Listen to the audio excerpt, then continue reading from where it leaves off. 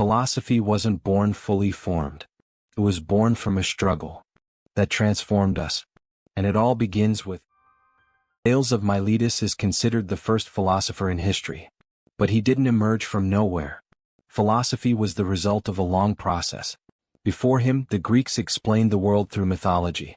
Authors like Homer and Hesiod organized stories about gods and heroes to give meaning to reality. Thales does something different. He tries to explain the phenomena of nature using only nature itself. The great turning point is there. He abandons divine explanations and begins to seek a rational cause for everything that exists.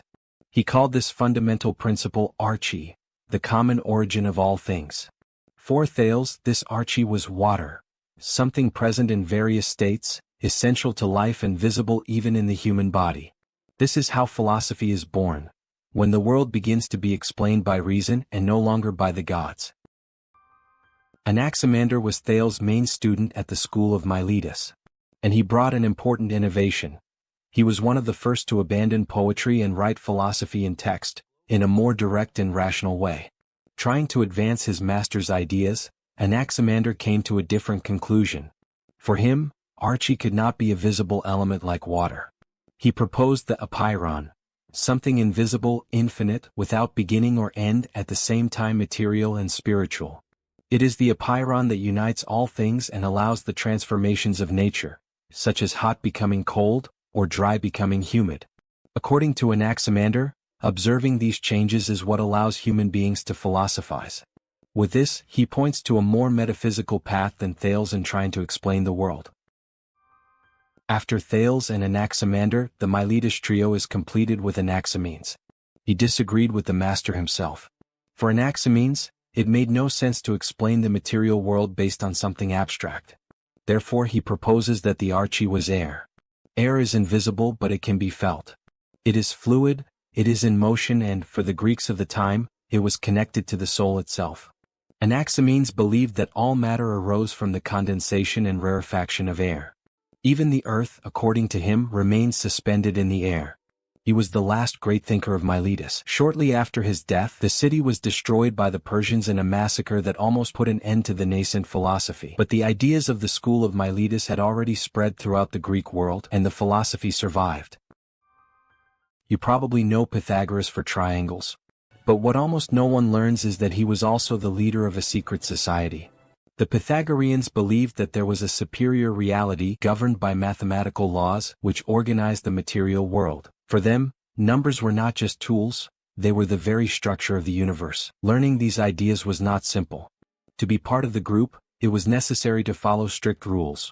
Vows of silence, strange rituals, veneration of numbers, belief in reincarnation, and even curious prohibitions such as never eating beans.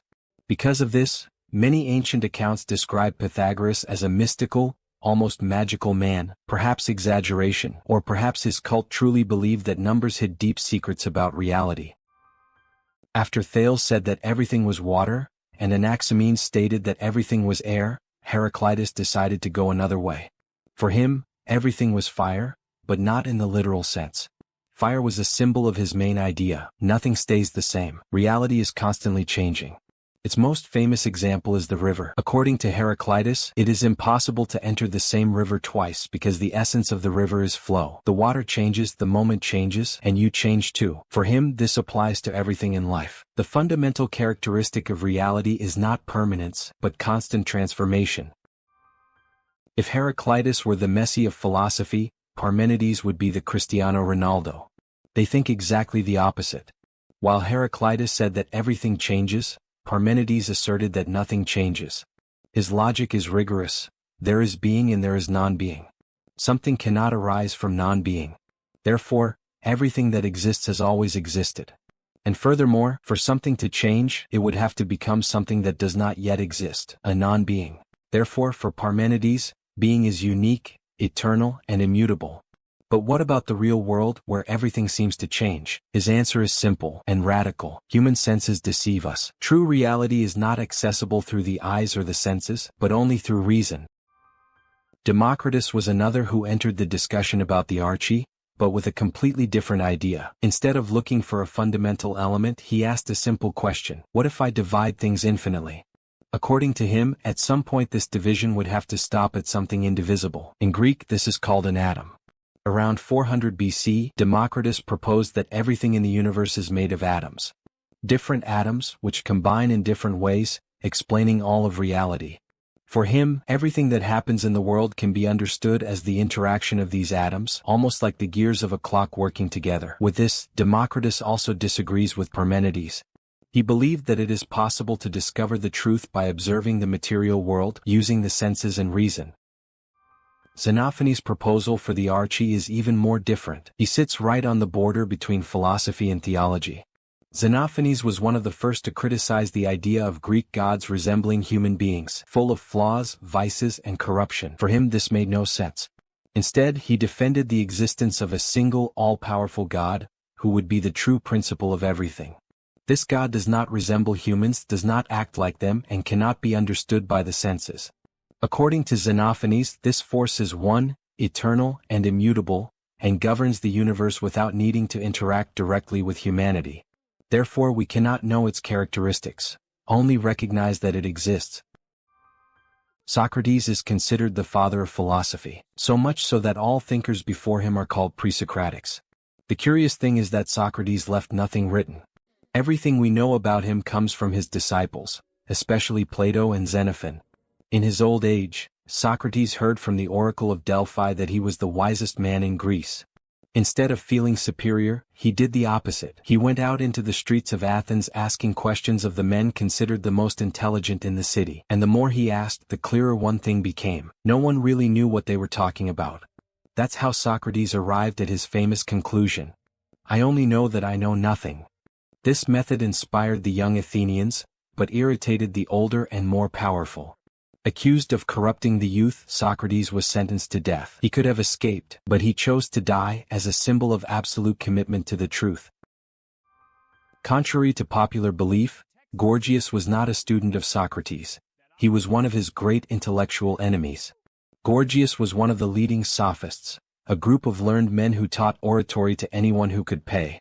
But their goal was not to seek the truth. For the sophists, the important thing was to convince. Using emotions, prejudices, and wordplay to persuade the audience, regardless of whether the argument was true or not. Gorgias became famous for defending a radical idea. It is not possible to know reality objectively. And even if it were, it would be impossible to communicate it because each person interprets the world differently. In other words, for him, the truth doesn't matter. What matters is who speaks best. This is exactly what Socrates would fight against with all his might. Plato had almost nothing in common with Socrates. He was rich, athletic, a wrestling champion, and came from the Athenian elite. Even so, he was the most famous apprentice and the greatest defender of Socrates' legacy. Following his master's method, Plato decided to go further and investigate deeper questions. What is acting correctly? What is beauty? What is the soul? And how should a society be governed? Plato's central idea is a synthesis of Parmenides, Heraclitus, and Pythagoras. According to him, everything exists in two dimensions. The first is the material world which we perceive with our senses. It is always changing and, therefore, imperfect. The second is the world of ideas, eternal, perfect, and immutable, accessible only through reason. For every object you see like a chair there is an ideal form. And all justice in the world is imperfect because there is a perfect justice in the realm of ideas. This is the foundation of Platonism, and also of the famous allegory of the cave. Plato's legacy was so great that he founded the Academy, training generations of thinkers. Aristotle was Plato's star student. He wrote about almost everything his master wrote, but disagreed on the most important point.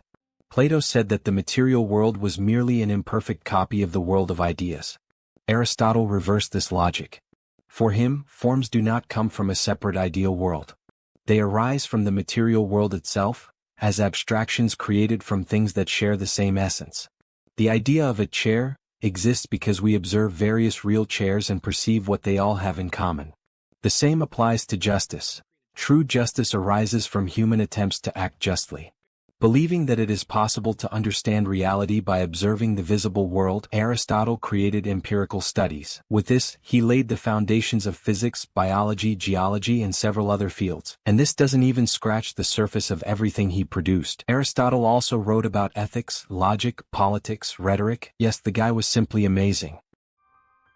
Diogenes had a single goal in life: to challenge all the customs and values of Athenian society.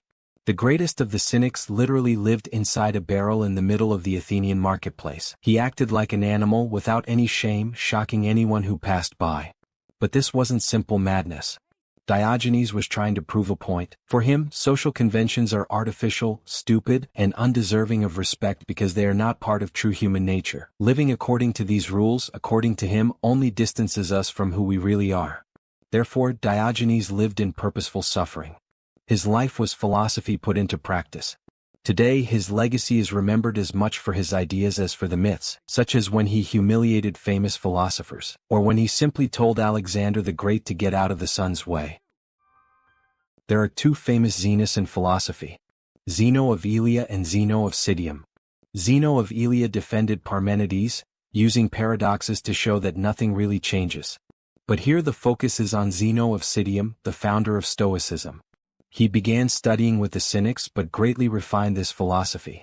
Instead of denying the world, money, and social norms, Zeno proposed something more practical. For him, you can participate in the world as long as you are not attached to it. Expectations often don't come true, and that's okay. The good life is living in accordance with the nature of the universe, accepting both what is good and what is bad.